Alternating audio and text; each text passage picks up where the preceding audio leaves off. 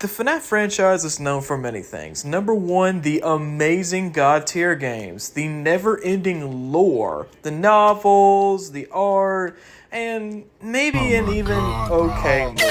But what is it actually most known for? Well, it's most known for its fandom. Re-released 10 years ago, Five Nights at Freddy's has a fan base that is still growing strong even to this day. And a lot of credit to that goes to Scott Cawthon, the creator of Five Nights at Freddy's, for his ongoing support for the fan base, always popping out games in the early years, making these great novels.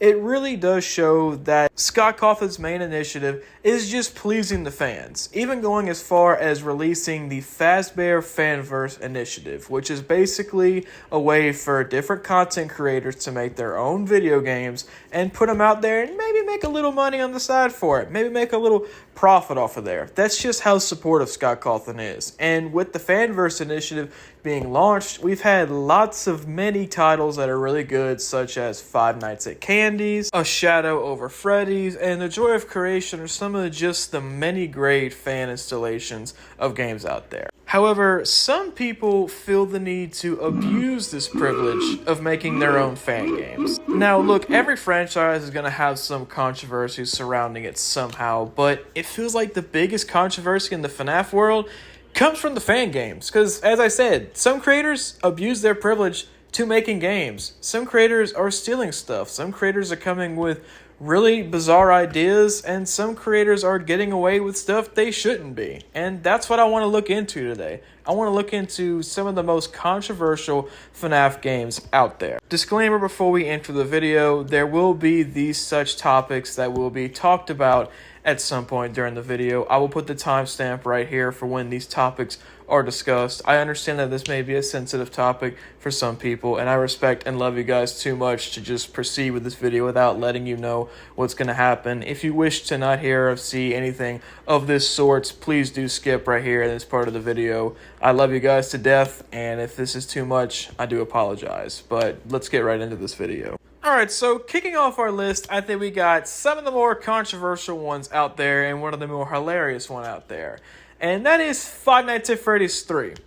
Or Five Nights at Freddy's 3 fan-made, or The Return to Freddy's. Yeah, 3 different names. Releasing not too long after the second Five Nights at Freddy's, a lot of people thought that this was the actual third installment for the FNAF franchise. There were many different teasers being uploaded by Scott Cawthon, and even some fake FNAF 3 trailer that we're not going to talk about here in this video, but like I said, this fake game was released. Coming out by Tyler Ahlstrom, he released the game to literally no effort into trying to hide it whatsoever, just quite literally call it Five Nights at Freddy's 3. Not sure what he was thinking whenever he did that. Whenever you play the game, first of all, this looks nothing like the next installment or anything close to FNAF 3. First of all, the main screen on its own is just a ripoff of the second game. The newspaper ad, as you can see right here, is so poorly designed and is,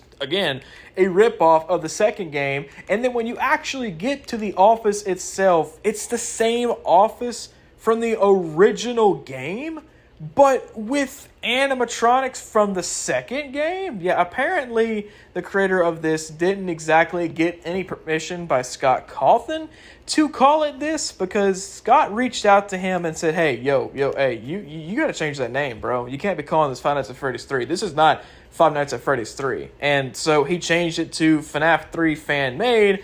And I'm guessing Scott Cawthon may have reached out to him again because he changed it once again, finally, to The Return of Freddy's. And then a brand new franchise was born. But before we get into the franchise, I want to talk a little bit more about the creator himself. He is not a very well-liked creator, and for good reason. Number one, he obviously baited a lot of people into thinking that this was the third Five Nights at Freddy's game, and that whenever you look into it, it's literally just a copy and paste of different traits of the first 2 games combined into one really shitty game. I'm not even kidding. Playing this game feels like a lucid dream. Like, it's just so poorly done and just so stupid. He literally just put different crap from the first 2 games all into one thing. And even going as far as to stealing Sugar the Cat from Five Nights at Candy's. If you're familiar with Five Nights at Candy's, it was a pretty popular fan game that was released not long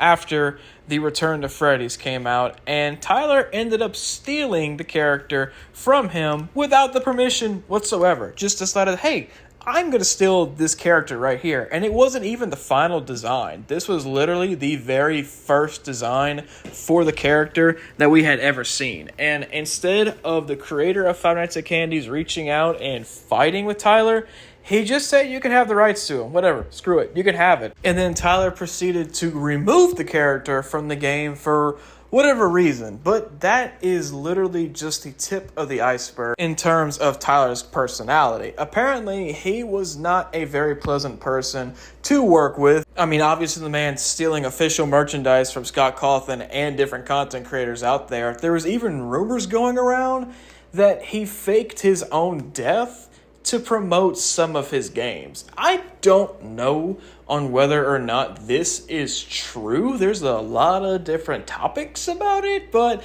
you can read up into that yourself. But the craziest part is that Tyler himself came out and made a public apology. In this apology, he pretty much comes out and says sorry to all the people he's pissed off, and being incest, I don't know what that has to do with stealing different characters or making really shitty fan games, but he came out and apologized for it. And then after this, there was a long list of just garbage Return to Freddy's games out there where he doesn't steal characters from the FNAF game, rather just make new, crappier, uglier versions of FNAF characters out there. And I'm not going to get into every single one of them. You can look that garbage up yourself and just play the games yourself. I myself am just going to leave it at that. So yeah, Return to Freddy's has got to be one of the more controversial fan games out. Really bad creator, stealing crap, and just very unenjoyable games. So,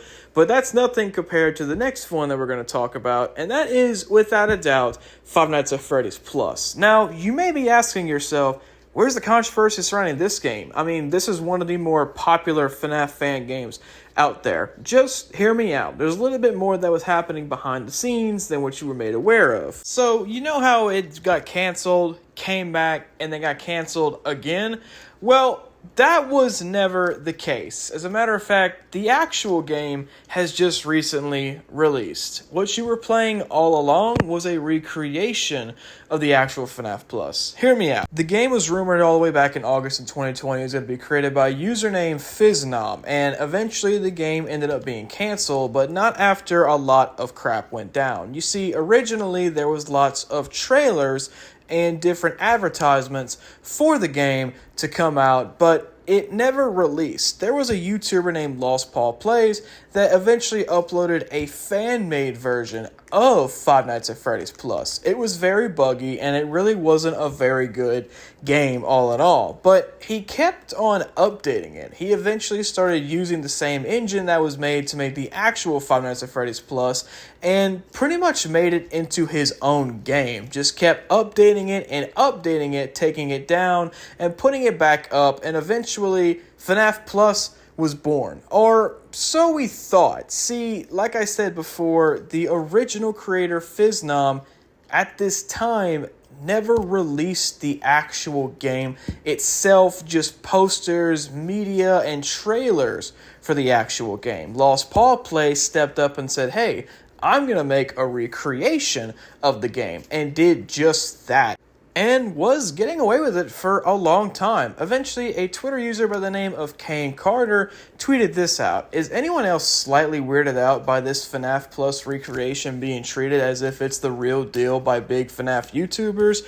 And at the bottom of the page, he listed some of the big FNAF YouTubers out there that were playing the game. Let Dawko, Fusion Z Gamer, and 8-Bit Ryan. Little did these content creators know that this wasn't the actual FNAF Plus game, but it was a recreation of the FNAF Plus game. And not long after this tweet was sent out, the videos were taken down, and eventually the game was even taken down itself. There was also another Twitter user that pointed out that the phone guy sounded weirdly like AI. This will be a pretty big point later on in this video. So a lot of people started speculating what exactly this game was because it looked more or less of a recreation of the original Five Nights at Freddy's game. And if you're familiar with Scott Cawthon, he immediately takes down any games that mimics too much of the actual games themselves. And this game wasn't being taken down on Game Jolt. So if Lost Paul Play would have actually have uploaded it to Game Jolt, it would have been taken down immediately. What he was doing was adding it to his private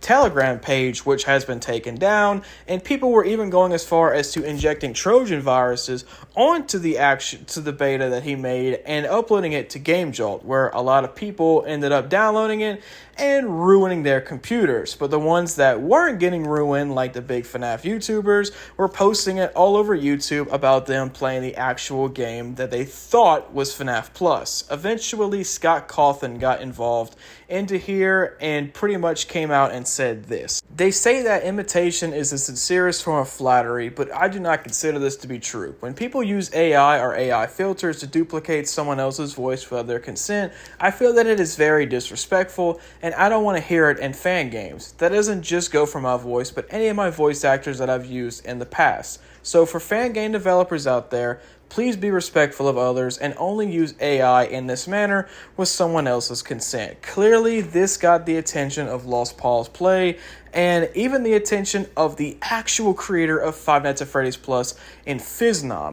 But Scott Cawthon coming out also pretty much gave a little bit of light to the room in terms of why all those videos were taken down and why the game itself was taken down. So 8-Bit Ryan confirmed this, Dawko confirmed this, and that was pretty much the last straw for Lost Paul Play. Even going as far as to making somewhat of a profit off of this fake game, as he opened up a donations page and fans were actually donating to help out this game. Lost Paul Play took a lot of criticism from this, even though he made an amazing recreation of Five Nights at Freddy's Plus. In the end, he ended up stealing not only Scott Cawthon's Five Nights at Freddy's idea, but also Fnaf's Fnaf Plus idea. Fnaf came out and said that this rendition was absolutely nothing like the actual Fnaf Plus game that we got today. And honestly, he was telling the truth, because the actual Fnaf Plus game has recently been released, and it is honestly amazing. While there are some similarities between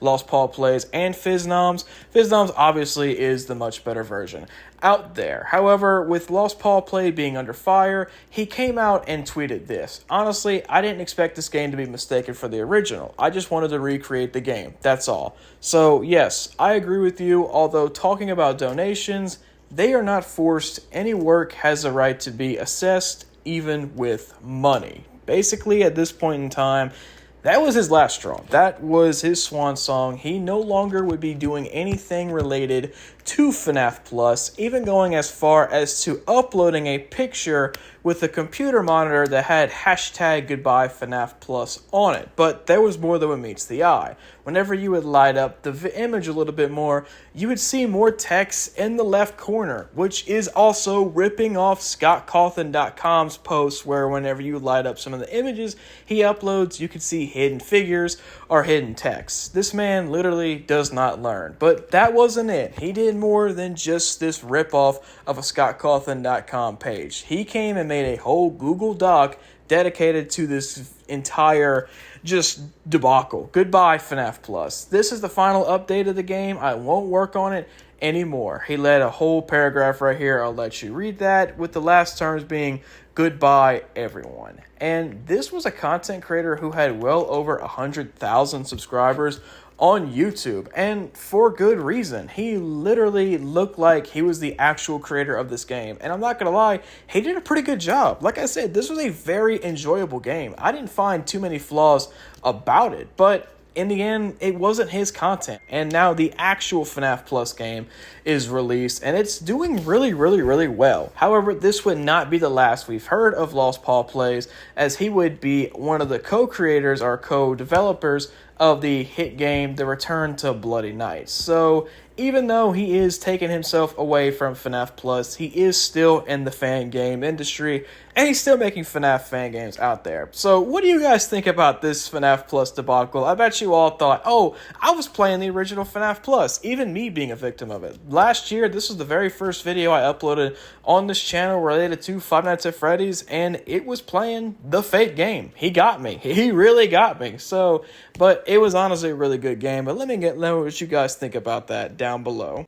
Alright, and now we lead up to the final controversial game out there. And this one is one that I don't really want to talk about, but I feel like I can't complete this video without talking about it. This is easily the most disturbing FNAF game out there, and it's titled Dormitabis. I'm sure at some point in time you have heard of Dormitabis. You may not have played the game, but you have heard the game and the many controversies surrounding it. Before we even get into any of the controversies, I want to look at the game itself, and it is honestly trash. It looks like an entire ripoff of the third Five Nights at Freddy's game, and that's exactly what it feels like. Looking at this game right here, this is your main office, and it looks like it was ripped directly out of the third FNAF game, and you're pretty much a spirit trapped in this purgatory looking thing, surrounded by some creepy animatronic characters that are literally just rip-off of the actual FNAF characters. The characters in this game are extremely ugly, and like I said, direct rip-offs of just Springtrap. And the main one being Garvey, which is obviously Springtrap in this universe. And he's the main villain in here.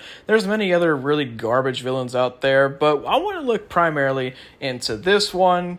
That's where a majority of the controversy is. So throughout the game, it's basically kind of like a point-click drag game of the original FNAF games. Each night you open up with a phone call from phone guy. Gotta make it till 6 a.m. trying to fight off these stupid-looking, weird animatronics, yada, yada, yada. The game itself is not very enjoyable. It's honestly just going to make your eyes bleed with how disgusting and ugly and trashy it is. A lot of people kind of like the game a little bit. Some people say it's their favorite FNAF game out there. And look, I respect your opinion, to each its own, but if you knew the background of this game, it may give you a different opinion of it. While some people do try to put that aside and, try to judge the art and not the artist itself, some people can't get behind what the artist ended up doing to pretty much be one of the more hated ones out there. So, without further ado, let's get into this terrible, ugly controversy surrounding Dormitabis. One final warning before we get into here. This is the part of the video that contains the topics that are very sensitive, so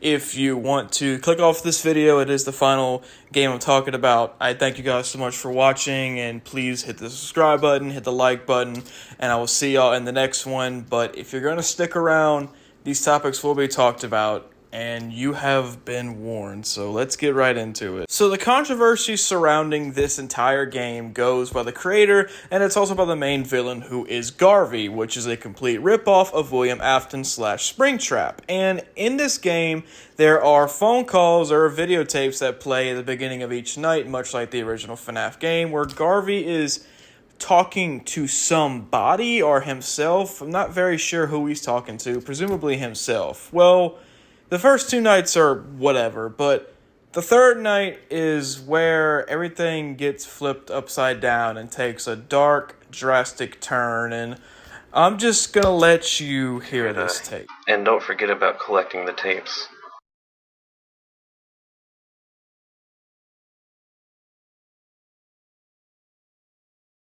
My God!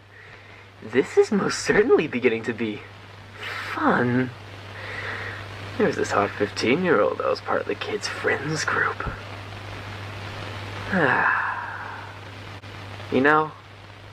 It was fun. She screamed, but nobody heard her. It was so much fun. She's in one of the suits now. Just a little more time until Fredbear's is going down as well.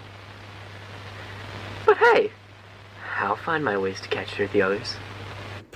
So what you just heard in there is that the girl that was stuffed into the Chica suit was also R-word.